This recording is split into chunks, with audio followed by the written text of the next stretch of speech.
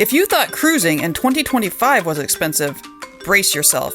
The cruise industry is entering a new era, a glittery, sea-salted paradox where more people than ever want to cruise, yet you'll get less than ever for more money. In 2026, an estimated 21.7 million Americans are expected to set sail. This represents an increase of over 50% compared to pre-pandemic cruisers. Cruise line CEOs see these numbers, grin, and immediately raise prices while quietly trimming perks with the surgical precision of someone peeling toppings off a pizza and still charging you for extra cheese. Welcome to the age of death by 1,000 cuts, where your vacation budget is under siege from all directions. Base fares, beverage packages, service cuts, upsells, airfare, hotels, and, of course, gratuities. Let's break down what's happening, why it's happening, and how to avoid feeling like you accidentally booked a luxury world cruise when all you wanted was a 5-nighter to Cozumel. On the surface, demand for cruises and the increased pricing makes no sense. Normally, higher prices push consumers away, but in cruising, apparently not. Bookings for 2026 are already surpassing expectations, even though base fares rose roughly 4% year over year. AAA predicts travel demand into 2026 will stay exceptionally strong, and cruise lines are riding that wave. Sure, you'll occasionally spot a flash sale on a shoulder season itinerary, but the overall trajectory is up. Take Royal Caribbean. A typical 7-night Caribbean sailing that cost around $850 per person in January 2025 is now $1,050 for January 2026. And that's not an anomaly. We've seen both ticket prices and onboard spending climb even as consumers tighten their discretionary budgets elsewhere. People may be skipping Starbucks lattes, but they're absolutely not skipping cruises. Speaking of lattes, cruise drink packages have always been the topic of heated debates, beloved by some, dreaded by others, and miscalculated by nearly everyone who ends up ordering 14 pina coladas on day one to get their money's worth.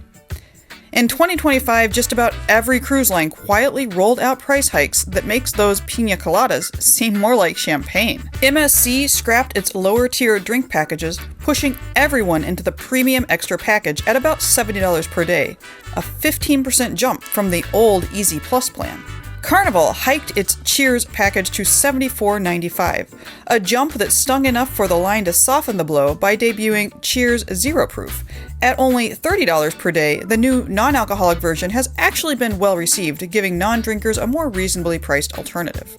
Holland America increased the price of its drink packages by an average of $6 per day, and the all-inclusive Have It All package rose to $60 per day. Princess announced one of the more controversial changes, increasing its Plus and Premier package prices by $5 to $15 per day beginning January 14, 2026. The twist? Drink caps were added, including for bottled water, and popular perks like premium desserts and fitness classes disappeared.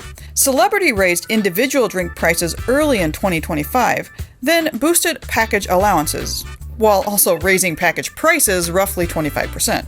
So yes, you can order more, but only after paying more. Norwegian rolled out the most confusing overhaul, briefly renaming Free at Sea to More at Sea before reverting back, all while raising the effective buy-in. Guests can now pay $28.50 per day for a drink package that doesn't even include bottled water. And beginning March 2026, Norwegian will stop honoring shipboard drink packages on Great Stirrup Cay altogether, forcing cruisers to buy a separate private island package or pay per drink. Royal Caribbean remains the hardest to track thanks to its AI-driven dynamic pricing model, but 2025 finally showed signs of stabilization for its deluxe beverage package price, at a jaw-dropping $115 per day. Fortunately, frequent sales and loyalty discounts mean savvy cruisers rarely pay full price. Royal Caribbean also introduced a new Refreshment Plus 10 package that adds a limited number of alcoholic drinks for more moderate drinkers on longer itineraries. The bottom line, drink packages can still offer solid value, but only if the numbers work in your favor.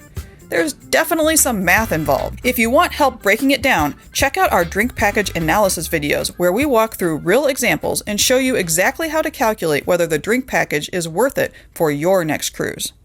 You've heard of shrinkflation at the grocery store. Well, it's hit cruising too. The biggest change is room service. Many mainstream lines now charge for it, and in 2025, Norwegian even began capping deliveries to just 2 items per order. Behind the scenes, staff-to-passenger ratios have slipped as well. Royal Caribbean, Norwegian, and Carnival have all moved to once-daily cabin cleanings, giving room attendants more rooms and less time to clean them. Technology is replacing human interaction too.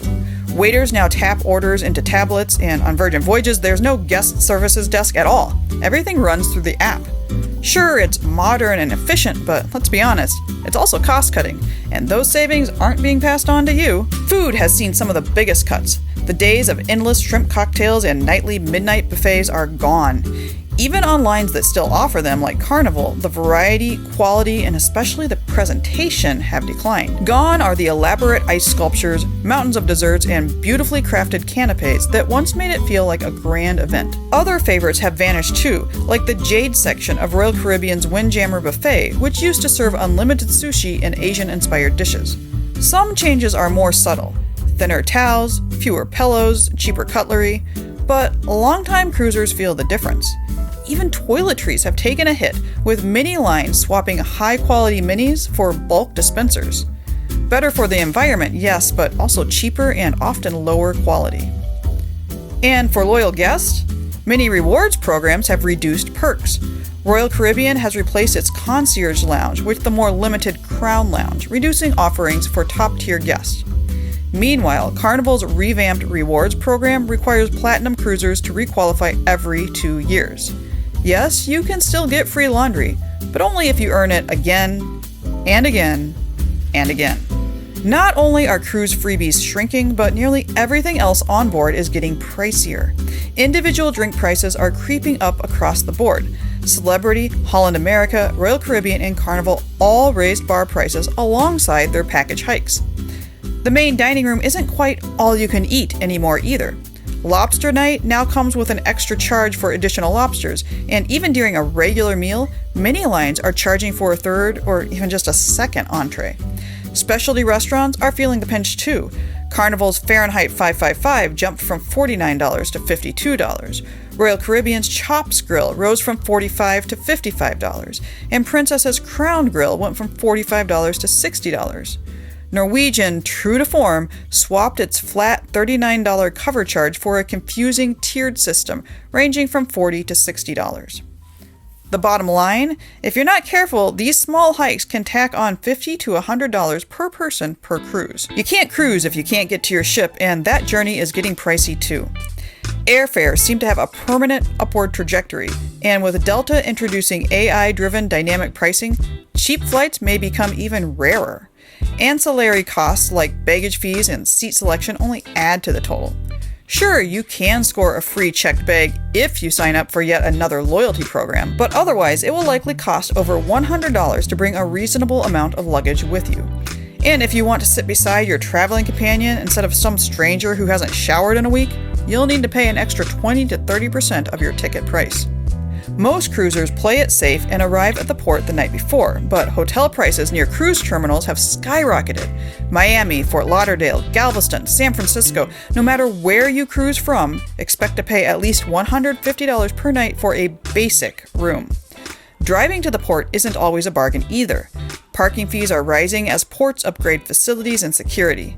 Port Canaveral increased its rate to $20 per day in 2025, and other ports are following suit. Getting to your cruise now requires just as much planning and budgeting as the cruise itself, turning what used to be a simple transfer into a significant part of your vacation cost. One cruise expense that didn't increase significantly last year? Gratuities. We haven't seen any cruise line announce changes to their daily gratuity charge since February 2025, which makes me wonder if major hikes are on the horizon. After all, tipping culture in the US has surged to the point where even automated checkouts prompt you for a tip, and more consumers are saying enough by opting out entirely. That trend has reached cruising, where removing automatic gratuities is becoming more common. A movement I might have helped spark with this video. To be clear, we encourage tipping generously in cash, but let's be honest, the extras have gotten a little out of hand. From 2020 to 2025, automatic gratuities alone rose nearly 30%. And when combined with advice to tip key staff members additionally, it starts to feel excessive. While tipping remains an important part of cruise culture, the pace of increases and the growing array of service fees mean passengers need to budget carefully and don't be afraid to speak up when things no longer feel reasonable. The reality is unavoidable. Cruising in 2026 will cost travelers 10 to 20% more than the prior year, even if they pick the same itinerary and ships as past years. That doesn't mean you should cancel your vacation and take up bird watching. Here's how to navigate the new reality without sinking your budget. 1. Book early and reprice your cruise if the price drops. 2. Consider all-inclusive options where you pay more upfront but have fewer add-ons to budget for. 3. Time your travel carefully and avoid peak holiday times if possible. And 4. Watch for sales on extras like drink packages. For more about how to get the best deal on a cruise, check out this episode of our Cruising 101 podcast. The sunsets are still free, the ocean still sparkles, and nothing beats waking up to a new vista every day. But cruise lines are charging more for the privilege and giving you a little less for it. So plan smart, budget wisely, and remember, no matter what cruise line you sail on, no matter what port you sail to, adventure awaits.